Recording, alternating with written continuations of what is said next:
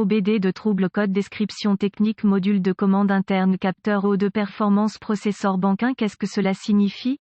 Il s'agit d'un code d'anomalie de diagnostic (DTC) du groupe motopropulseur générique et s'applique généralement aux véhicules OBDII. Cela peut inclure, mais sans s'y limiter, les véhicules de Ford, Mazda, Smart, Land Rover, Dodge, Ram, etc. Bien que génériques, les étapes de réparation exactes peuvent varier selon l'année, la marque, le modèle et la configuration du groupe motopropulseur. Lorsqu'un code P064D est enregistré, cela signifie que le module de commande du groupe motopropulseur PCM a détecté une erreur de performance du processeur interne avec le circuit du capteur d'oxygène chauffé ouvrante HO2S pour la banque de moteur 1. D'autres contrôleurs peuvent également détecter une erreur de performance PCM interne avec le circuit HO2S pour la banque 1 et entraîner le stockage d'un P064D. La banque 1 désigne la banque du moteur qui contient le cylindre numéro 1. Le HO2S est composé d'un élément de détection de dioxyde de zirconium et d'une minuscule chambre d'échantillonnage enfermée dans un boîtier en acier ventilé.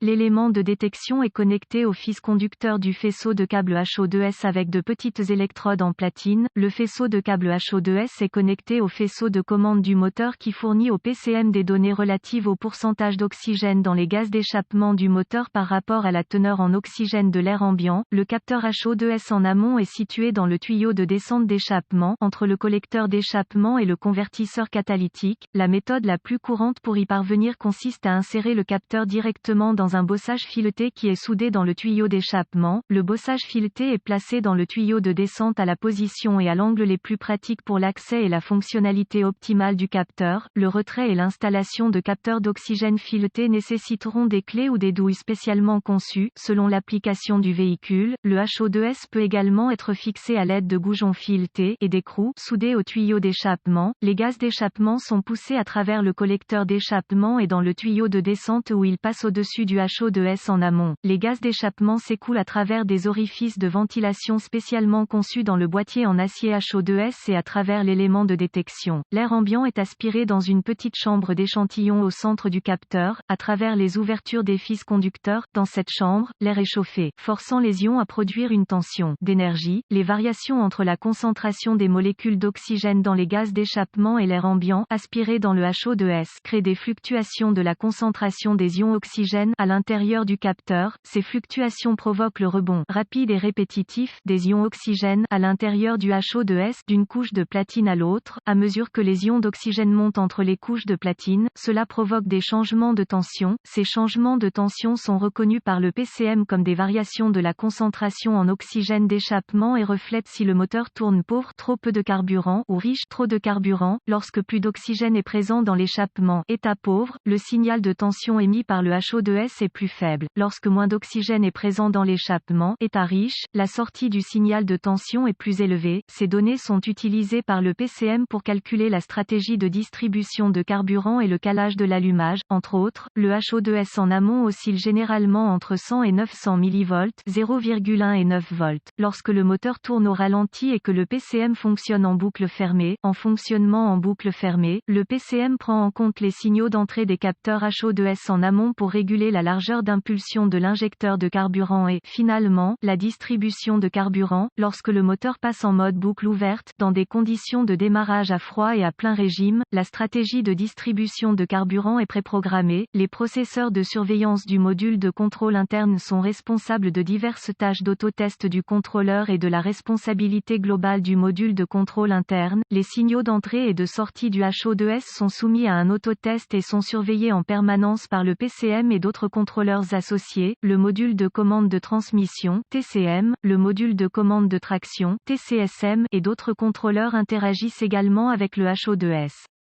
Chaque fois que le contact est mis et que le PCM est sous tension, les autotests HO2S sont lancés zen plus d'exécuter des autotests internes du contrôleur. Le réseau de zones de contrôleur CAN compare également les signaux de chaque module individuel pour s'assurer que chaque contrôleur fonctionne correctement. Ces tests sont effectués simultanément. Si le PCM détecte une anomalie interne dans la fonctionnalité HO2S, un code P064D sera enregistré et un voyant indicateur de dysfonctionnement 1000 peut être allumé. De plus, si le PCM PCM détecte un problème entre l'un des contrôleurs embarqués, ce qui indiquerait une erreur interne HO2S, un code P064D sera stocké et un voyant de dysfonctionnement 1000 peut être allumé. Plusieurs cycles de défaillance peuvent être nécessaires pour l'éclairage 1000, en fonction de la gravité perçue du dysfonctionnement. Photo d'un PCM avec le couvercle retiré, quelle est la gravité de ce DTC? Les codes du processeur du module de contrôle interne doivent être classés comme graves. Un code enregistré P064D pourrait entraîner divers problèmes de conduite, notamment une diminution de l'efficacité énergétique. Quels sont certains des symptômes du code? Les symptômes d'un code d'anomalie P064D peuvent inclure réduction de la consommation de carburant, un manque général de performance du moteur, une variété de symptômes de conduite du moteur. Autre code d'anomalie de diagnostic enregistré. Quelles sont certaines des causes courantes du code? Les causes de ce code DTC P064D peuvent inclure contrôleur défectueux ou erreur de programmation HO2S défectueux, conditions d'échappement riches ou maigre, câblage ou connecteur brûlé, écorché, cassé ou déconnecté, fuite d'échappement du moteur, un mauvais relais d'alimentation du contrôleur ou un fusible grillé, circuit ouvert ou court-circuité ou connecteur dans le faisceau CAN-MAS du module de commande insuffisante. Quelles sont les étapes de dépannage du P064D? Même pour le technicien professionnel le plus expérimenté et le mieux équipé, le diagnostic d'un code P064D peut s'avérer très difficile. Il y a aussi la question de la reprogrammation. Sans l'équipement de reprogrammation nécessaire, il sera impossible de remplacer un contrôleur défectueux et d'effectuer une réparation réussie. Si des codes d'alimentation ECM, PCM sont présents, ils devront évidemment être rectifiés avant de tenter de diagnostiquer un P064D. Plusieurs tests préliminaires peuvent être effectués avant de déclarer un contrôleur défectueux, un scanner de diagnostic, un voltomètre numérique DVOM et une source d'information fiable sur le véhicule seront nécessaires. Connecter le scanner au port de diagnostic du véhicule et récupérer tous les codes stockés et les données d'arrêt sur image. Vous voudrez noter ces informations, juste au cas où le code s'avérerait être intermittent. Après avoir enregistré toutes les informations pertinentes, effacez les codes et testez le véhicule jusqu'à ce que le code soit réinitialisé ou que le PCM passe en mode de préparation. Si le PCM passe en mode de préparation, le code est intermittent et sera plus difficile à diagnostiquer. La condition, qui a provoqué le stockage du P064D, peut même devoir s'aggraver avant qu'un diagnostic ne puisse être établi. Si le code est réinitialisé, continuez avec cette courte liste de tests préliminaires. Lorsque vous essayez de diagnostiquer un P064D, les informations peuvent être votre meilleur outil. Recherchez dans votre source d'informations sur les véhicules des bulletins de service technique, BST, qui mettent en parallèle le code enregistré, le véhicule,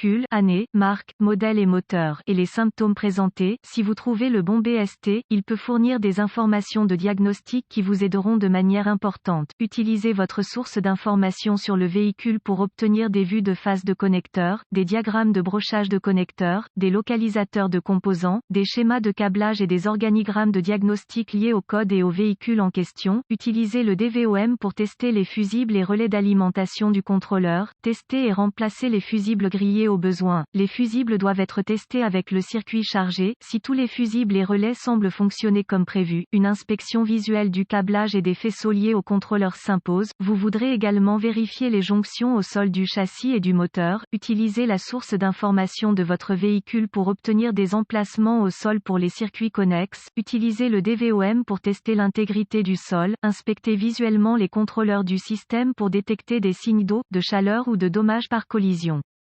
Tout contrôleur endommagé, en particulier par l'eau, doit être considéré comme défectueux. Les circuits d'alimentation et de mise à la terre du contrôleur sont intacts. Suspectez un contrôleur défectueux ou une erreur de programmation du contrôleur. Le remplacement du contrôleur nécessitera une reprogrammation. Dans certains cas, vous pouvez acheter des contrôleurs reprogrammés via des sources de rechange. D'autres véhicules contrôleurs nécessiteront une reprogrammation à bord qui ne peut être effectuée que par le biais d'un concessionnaire ou d'une autre source qualifiée. Test HO2S. Assurez-vous que le moteur tourne efficacement avant d'essayer de diagnostiquer le HO2S. Les codes de raté d'allumage, les codes de capteur de position de papillon, le code de pression d'air du collecteur et les codes de capteur de débit d'air massique doivent être traités avant d'essayer de diagnostiquer des codes d'échappement HO2S ou pauvres, riches. Certains constructeurs automobiles utilisent un circuit à fusibles pour alimenter le système HO2S en tension. Testez ces fusibles à l'aide du DVOM. Si tous les fusibles sont en bon état de fonctionnement, localisez le